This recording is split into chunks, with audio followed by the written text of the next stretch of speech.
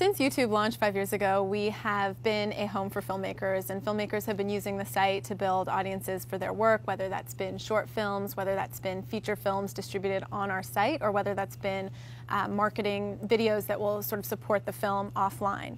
But throughout the years, we've also heard from them that the ad-supported model that we've offered doesn't always meet their distribution needs. So starting in January, we launched YouTube Rentals. It was a soft launch. We're still very much experimenting with it. But the purpose is basically to allow filmmakers to make their films available to audiences for rent on YouTube.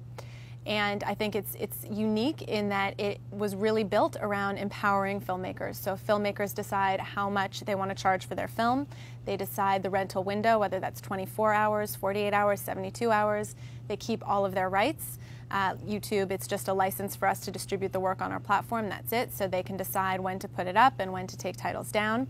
And it's also non-exclusive, so filmmakers can have their content even ad-supported on other sites if they wanted to, on DVD, on TV, in theaters, etc. So it's really meant to empower filmmakers and to give them new tools for finding audiences for their work online. So we launched with 5 films, 3 from this year's Sundance Film Festival and 2 from the year prior. And I think some were more well-known, for example, The Cove, the documentary that won the Oscar this year, and some were from first-time filmmakers with very low-budget films that were debuting at the next category at Sundance this year, which is all about low-budget filmmaking. I think each film found an audience on the site. I think for us, it's also very new for us to be charging for content. So there's a lot of re-education and changes to user behavior that are happening and have to happen. The site, what's interesting, I think, about rentals is that while film is a big part of it, it's not the only part of it. And so rentals is really meant to enable all content creators to make their videos available for rent. So, for example, the Travel Video Store has been very successful thus far.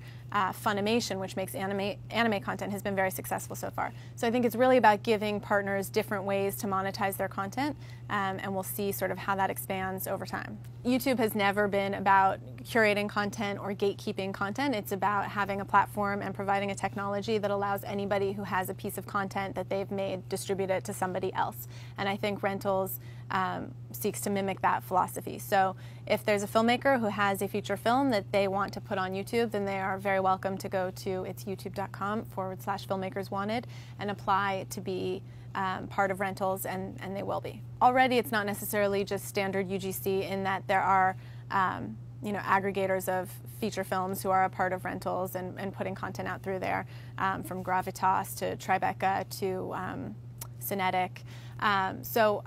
But I think the purpose is for anybody, whether that's a major media company or you, who has a piece of content that they want to distribute via a paid model, to be able to do so. So in terms of it being restricted to any one format, certainly not. Like I mentioned, there's already anime through FUNimation and the Anime Network, and that's episodic. There's educational videos, and there are films. So certainly it is about being for any type of content. In terms of specific partners, I can't talk about partners that are in the pipeline, but like I said, it really is meant to be a product that services both large companies and individuals. Once you're a partner of Rentals, it's very simple to upload a video and put it out for paid distribution.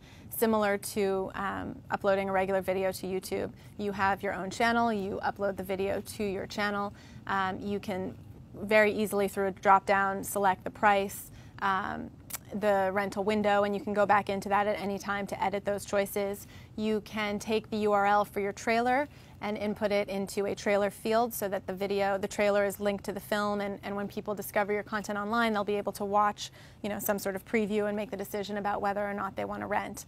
And then similarly, it gets all of the same insight data that you would get on a regular video. So you're going to see who's watching your film, how old are they, what's their gender, where do they live, when in my movie are the most people sticking around to watch more, and when are they dropping out, what sites are referring traffic to my film. So I think the whole point is to make this as much like watching another video on YouTube as humanly possible, with the same ability to rate, share, favorite, comment, and then to receive the same sort of data and information about it.